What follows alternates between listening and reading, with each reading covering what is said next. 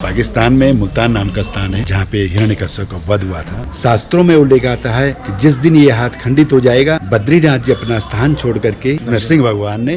तो क्यों ऐसा कहते हैं कि सिर्फ इस मंदिर के अंदर मूर्ति की वजह से पूरे बद्री विशाल की जो आपकी यात्रा है वो बंद हो जाएगी? आखिर इस नरसिंह मंदिर में ऐसा क्या है जिस पर यहाँ पे कहते हैं कि कितना भी मक्खन चढ़ा लो ना, चाहे कितनी भी गर्मी हो, लेकिन वो मक्खन पिघलता नहीं है। ऐसी क्या शक्ति है इस देवभूमि में? जब बद्रीनाथ की जो यात्रा है उसकी शुरुआत यहीं से होती है, यहीं से डोला उठता है। करीबन 2500 वर्ष पुरानी प्रतिमा है वासुदेव की। ऑल इंडिया में एकमात्र मंदिर है, 24 देवी देवताओं का उसमें वास है, एक ही मूर्ति पे। एक ही मूर्ति। अगर आपने आदि गुरु शंकराचार्य या गद्दी स्थल नहीं देखा है तो आज मैं आपको वो भवन दिखाई दे रहा है ना, 2500 से 3000 साल पुराना भवन है। Hey guys, welcome back to another YouTube video. मैं रोहित पहाड़ी स्वागत करता हूँ आपका फिर से हमारे इस नए वीडियो में। तो भैया जी कैसे हैं आप? तो भैया आपके रोहित पहाड़ी हैं अभी जोशीमठ में, और जोशीमठ आने के पीछे ना बहुत बड़ी वजह है, क्योंकि मैं ना बद्रीनाथ के दर्शन करने गया था बद्रीनाथ में। तो भैया बद्रीनाथ के जो दर्शन किए ना, तो मुझे पता चला कि बद्रीनाथ का जो मंदिर है वो 6 महीने बंद रहता है और 6 महीने खुला रहता है। तो 6 महीने जब बद्रीनाथ का जो मंदिर बंद होता है ना, तो उसकी डोली कहाँ आती है? जोशीमठ में आती है। जो बद्री विशाल महाराज हैं वो 6 महीने जोशीमठ में कहाँ रहते हैं, वो सब देखने के लिए मैं आया हूँ जोशीमठ। तो जोशीमठ का जो शहर है वो कुछ ऐसा दिखता है भैया इस टाइम पे, मई के महीने में। अभी 4 धाम यात्रा जो शुरू हुई है आपकी उत्तराखंड में, इस टाइम के चलते ना यहाँ पे सारे होटल इतने ज्यादा महंगे हो गए थे, जिसकी वजह से मैं आपका रुका था इस काली कमली वाले धर्मशाला में। इस समय 4 धाम की यात्रा कर रहे हैं। यहाँ ना अपने को ना जितने भी होटल्स आपको दिख रहे हैं नीचे, इन सारे होटल्स का जो प्राइस है ना, वो भाई साहब 2000, 3000, 4000, 5000 से ऊपर चल रहा था। मैं आपका हूँ बजट ट्रैवलर। आपको पता है भाई हमारा काम 2 दिन घूमना नहीं है, हम 365 के 365 दिन घूमते हैं। तो अपने को चाहिए 400, 500, 600 या 1000 तक का रूम। जितने भी धाम होते हैं ना, हर जगह ये काली कमली आश्रम होता है। बड़ी मुश्किल से भाई अपने को आश्रम मिला, और यहाँ पे इस आश्रम में ना जो मुझे रूम पड़ा था वो मुझे पड़ा आपका मात्र 800 रुपए का यहाँ पे रूम पड़ा। जोशीमठ साइड आ रहे हो और आपको होटल्स काफी महंगे मिल रहे हैं ना, तो आप बाबा काली कमली आश्रम में निवास कर सकते हो। चलो चलते हैं इस आश्रम से। कहाँ बद्री विशाल जी की मूर्ति 6 महीने आकर निवास करती है, कौन सा मंदिर है वो नरसिंह जी का मंदिर, कौन से नरसिंह देवता है जहाँ पर बद्री विशाल की मूर्ति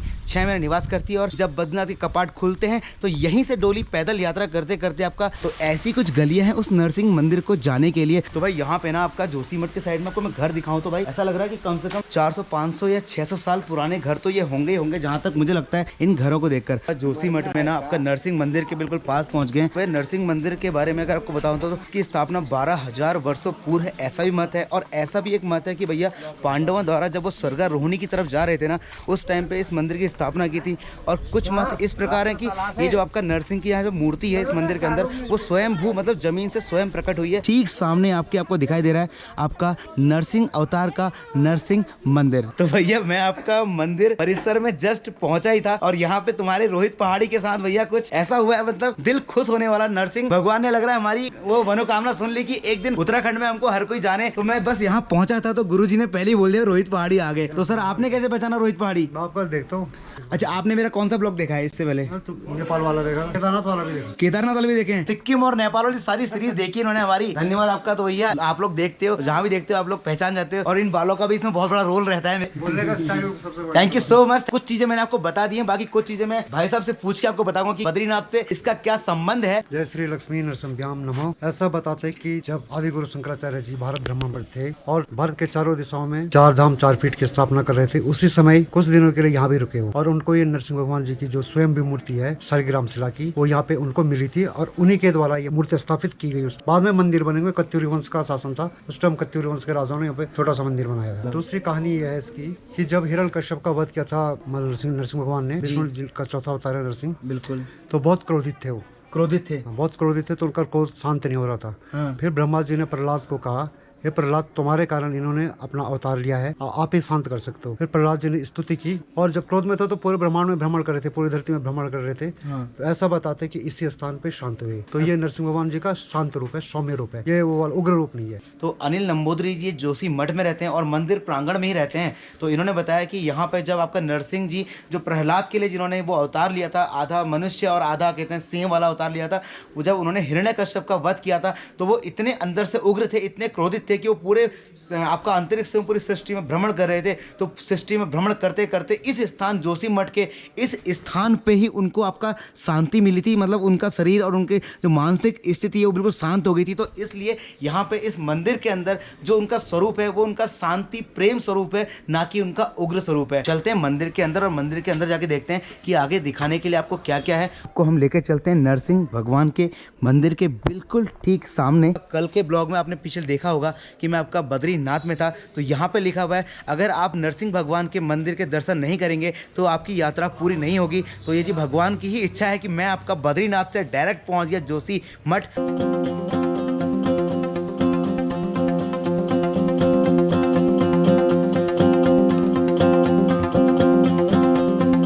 ये था इस नरसिंह भगवान जी का जो मंदिर है, बढ़िया सा टाइम रैप इसके माध्यम से मैंने आपको इसके चारों ओर का परिक्रमा करके दिखाया कि भैया आखिर ये मंदिर चारों तरफ से लगता कैसा। आई होप कि आपको ये पसंद आया होगा। तो आप कमेंट सेक्शन में जय श्री नरसिंह भगवान का कमेंट भी लिख सकते हैं। अगर आप नरसिंह देवता को नहीं पहचानते, अगर आप कंफ्यूज हो रहे हैं कि नरसिंह भगवान कौन से भगवान है, तो मैं एक बार उनका एक पिक्चर आपको दिखा देता हूँ। अगर आपने पुरानी कहानियों में और पुरानी कहते हैं काव्यों में अगर आपने देखा होगा कि एक प्रहलाद नाम के अपने भक्त की रक्षा करने के लिए भगवान विष्णु ने जो अवतार लिया था, आधा शेर और आधे विष्णु अवतार में, तो वो था आपका नरसिंह अवतार। बिल्कुल ठीक सामने है आपके ये नरसिंह अवतार जिनका ये मंदिर है। और सामने ही ना मैं यहाँ पे पढ़ रहा था, यहाँ पे संस्कृत के श्लोकों में कुछ लिखा हुआ है, उसका हिंदी मतलब भी यहाँ पे लिखा हुआ है कि जब तक ज्योतिर्मठ, जिसको आज जोशी मठ के नाम से जानते हैं, में भगवान श्री नरसिंह अपनी कलाओं के सहित विराजमान रहेंगे, तब तक ही श्री बद्रीनाथ यात्रा सुगम रहेगी। अगर यहाँ पे कलाओं के साथ जो नरसिंह भगवान है विराजमान नहीं होंगे, उसके पश्चात बद्री क्षेत्र अगभ्य हो जाएगा। जितनी सारी चीज़ें आपको बता रहा हूँ वो सब कुछ यहाँ पे लिखा हुआ है।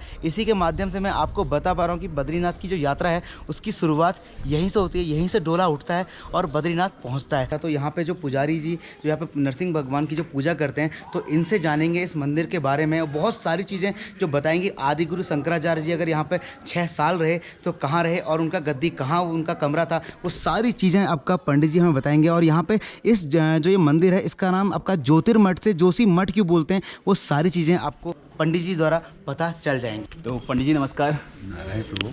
सर पंडित जी आपका नाम? मैं संजय डिमरी, प्यारी नरसिंह मंदिर, श्री बद्रीनाथ केदारनाथ मंदिर समिति। तो पंडित जी लोगों को बताइए इस मंदिर के बारे में, ताकि पूरे भारत को पता लगे हमारे इस धरोहर के बारे में कि हमारे उत्तराखंड में ये धरोहर है। सत्यम ज्ञान सुमग स्वरूपनम क्षीराब्धि मध्यस्थम योगारूढ़मधि प्रसन्न वदनाम भूषा सहस्रोजलम त्रक्षणम चक्रपनाक्ष्याकुरान बिभ्राणमर्गक्षवी क्षत्रिय भूत फणिंदु बिंदु बलाम लक्ष्मी नरसिंहम भजे। जैसे कि आप देख रहे हैं जिस स्थान पे अभी हम लोग खड़े हुए हैं, ये आदि गुरु शंकराचार्य जी द्वारा स्थापित श्री नरसिंह भगवान की प्रतिमा, करीबन 2500 वर्ष पुरानी प्रतिमा है। पुनः निर्माण हुआ है मंदिर का। नरसिंह भगवान की जो प्रतिमा है यहाँ पे स्वयंभू विग्रह है, शालिग्राम शिला पे बनी हुई है। प्रायः शालिग्राम शिला पे आकृति निकाली ही नहीं जा सकती है, मगर नरसिंह भगवान की प्रतिमा जो है स्वयंभू है। इनकी विशेषता है इनकी जो बाएं हाथ की कलाई है अभी बिल्कुल बाल के बराबर पतली है। शास्त्रों में उल्लेख आता है कि जिस दिन ये हाथ खंडित हो जाएगा, बद्रीनाथ जी अपना स्थान छोड़ करके यहाँ से 22 किलोमीटर पे भविष्य बद्री नाम का स्थान है, वहाँ पे बद्री विशाल की प्रतिमा अपने आप बन रही है और काफी बड़ी हो गई है। जैसे जैसे हाथ पतला होता जा रहा है वैसे वैसे भविष्य बद्री में बद्री विशाल की प्रतिमा बनती जा रही है। और सामने पे आप देखते हैं पर्वत, ये जय विजय नाम से कहा जाता है। तो ऐसे ही ये पर्वत भी आपस में मिलते जा रहे हैं। और ये सनत कुमार संगीता पुस्तक में उल्लेख है, ये पौराणिक ज्योतिर्मठ है। अभी तो ये हो गया कि जोशी मठ नाम से किया गया, पुनः अभी दोबारा इसको पूरा ज्योतिर्मठ ही कहा जाता है। सामने पे आप देखते हैं कि दंडधारा है, ये आदि गुरु शंकराचार्य जी ने अपने दंड द्वारा निकाला गया। अच्छा, दंडधारा। दंडधारा क्या हुआ? धारा है, पानी का स्रोत। कैसे निकाला? अपने तपस्या के अनुसार। अच्छा, दंडधारा। अच्छा। तो यहाँ पे ऐसा भी कहते हैं कि आपका प्रहलाद की रक्षा करने के बाद पाकिस्तान में मुल्तान नाम का स्थान है जहाँ पे हिरण्यकश्यप का वध हुआ था। अच्छा, वहीं पे नरसिंह भगवान ने उग्र रूप रखा था और शांत जब हो नहीं पाए तो ये इसलिए वो पर्वत हिमालय की ओर आए। और यहाँ पे भगवान का जो प्रतिमा है सौम्य रूप में है, उग्र रूप में नहीं है, बिल्कुल शांत रूप में है। कभी दर्शन करना हो भगवान का, पूरा निर्माण दर्शन करना हो, हाथ का दर्शन करना हो, तो सुबह 6:30 बजे अभिषेक होता है भगवान का, उसमें दर्शन बता। बाकी से श्रृंगार में ढके हुए हैं, खाली मुखारविंद के दर्शन हो रहे हैं। पूरा वो लकड़ी का है, अच्छा, और ये अभी तक खराब भी नहीं हुई, न जाने कितने 2500 वर्ष 2500 वर्ष हो चुके हैं इसको। इनको बताते हैं। तो आपका पंडित जी बता रहे हैं ना कि आपका आचार्य गुरु शंकराचार्य की जो गद्दी है वो यहाँ रखी जाती थी। और ये जो पूरा आपको भवन दिखाई दे रहा है ना, ये आपका 2500 से 3000 साल पुराना भवन है। 8 फुट की प्रतिमा है वो। किस चीज़ की? वासुदेव की। वासुदेव ऑल की। इंडिया में भगवान कृष्ण।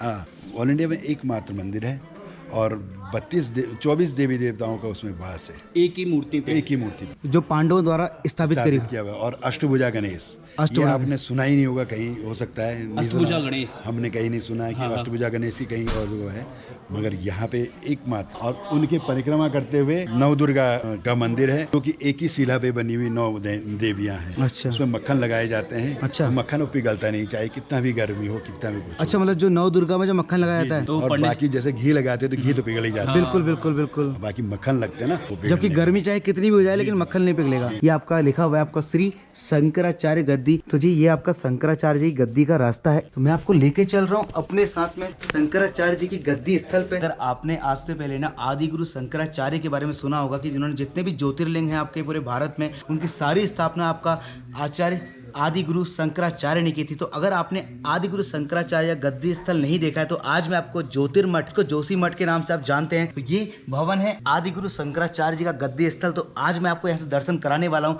आदि गुरु शंकराचार्य जी के गद्दी स्थल के। आदि गुरु शंकराचार्य के गद्दी स्थल के सामने, और ये है उनका ज्योतिर्मठ में गद्दी स्थल। और आपका जिस दिन द्वार खुलते हैं बद्रीनाथ के, तो यहाँ से आदि गुरु शंकराचार्य जी गद्दी भी चले जाती है आपका बद्रीनाथ दर्शन के लिए।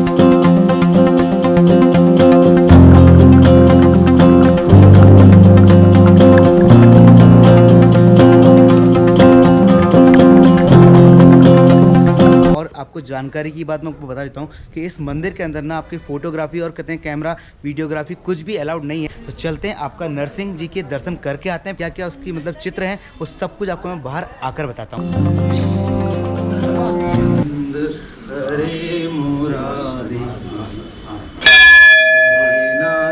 नारायण वासुदेवा। तो भैया जी हम आपका नरसिंह भगवान के दर्शन करके आ गए।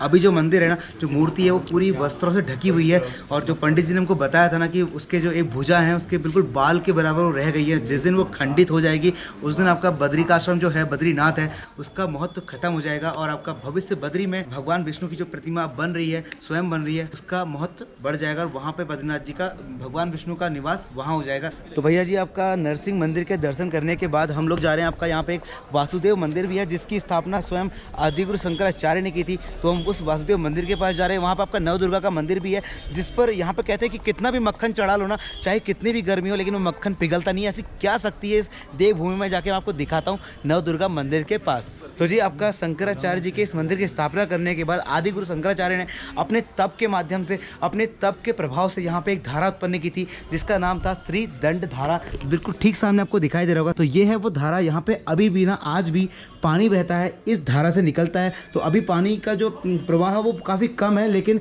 ये अपने तप से निकाला हुआ है, ये कोई स्रोत नहीं है। तो इसे श्री दंड धारा नाम से जानते हैं। तो ये आपका आदिगुरु शंकराचार्य ने अपने तप के प्रभाव से इस धारा को उत्पन्न किया था, इस आपका नरसिंह मंदिर के बिल्कुल ठीक पास में। आपका इस नरसिंह मंदिर के ठीक सामने, नरसिंह मंदिर के पास में, ये बिल्कुल ठीक सामने श्री वासुदेव मंदिर है जो नरसिंह मंदिर के सामने है। और इस मंदिर का निर्माण, इस मंदिर की स्थापना पांडवों ने स्वयं की थी। आपका जब उन्होंने महाभारत का युद्ध जीत लिया था उसके बाद वो जब उत्तराखंड आए थे, यहाँ पर उन्होंने वासुदेव की मूर्ति की स्थापना की थी, जो पूरे संसार में एक पहली मूर्ति है जो वासुदेव की इस तरीके से पांडवों ने बनाई है। आपका 8 फीट की ये मूर्ति है। चलते हैं वासुदेव मंदिर के अंदर की तरफ।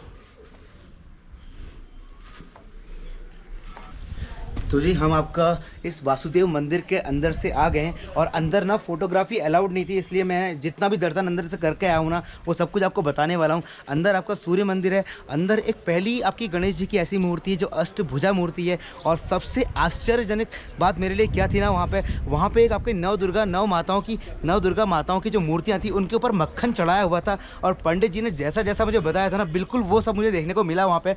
उस पर कितना सारा मक्खन चढ़ाया था, लेकिन इतनी गर्मी होने के बाद भी ना ना वो मक्खन पिघलता नहीं है। यही शक्ति आपके नव दुर्गा माताओं की होता है। हम जैसे ही बिल्कुल बाहर आए ना, हल्की हल्की बूंदाबांदी शुरू हो गई है इस ज्योतिर्पीठ में। तो फिलहाल आपके इस मंदिर के अंदर आपका शंकराचार्य जी की गद्दी और आपका वासुदेव मंदिर, सूर्य मंदिर, काली माता मंदिर, नव दुर्गा माता मंदिर और अंदर जितना कुछ था वो सब कुछ मैंने आपको रिकॉर्ड करके फिलहाल दिखा दिया। और बारिश का प्रवाह इतना ज़्यादा तेज हो रहा है ना, हल्की हल्की बूंदें मेरे कैमरे में भी आ जाएंगी। उसके बाद ना आपको बहुत सारी चीज़ें साफ दिखाई नहीं देंगी।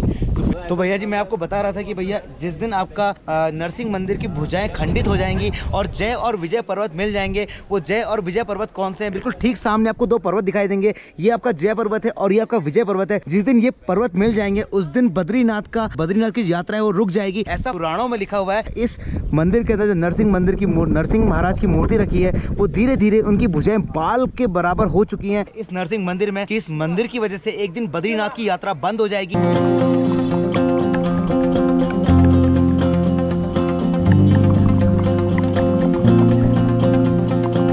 भैया जी मैंने आपको आज घुमाया ज्योतिर्मठ, जिसे आप जोशी मठ बोलते हो। इसमें नरसिंह भगवान का पूरा मंदिर और उनकी पूरी कथाएं और उनकी पूरी जितनी मूर्तियां यहाँ पे आदिगुरु शंकराचार्य ने स्थापित की थी वो सारे दर्शन मैंने आपको इस जोशी मठ से करा दिए। आई होप कि आपको ये वीडियो पसंद आएगा और अगर आप उत्तराखंड आ रहे हो तो आपको एक बार इस जोशी मठ में आना चाहिए, क्योंकि जोशी मठ भी ना अपने अंदर वही महत्व रखता है जो आपको बद्रीनाथ और केदारनाथ की है। आई होप कि आपको ये वीडियो पसंद आएगा। तो कमेंट सेक्शन में हर हर महादेव लिखना मत भूलना। इस ब्लॉग को यहीं पे खत्म करते हैं और निकलते हैं जोशी मठ से एक नए प्लेस के लिए। तो फिर मिलते हैं आपके साथ एक नए ब्लॉग में, तब तक के लिए हर हर महादेव।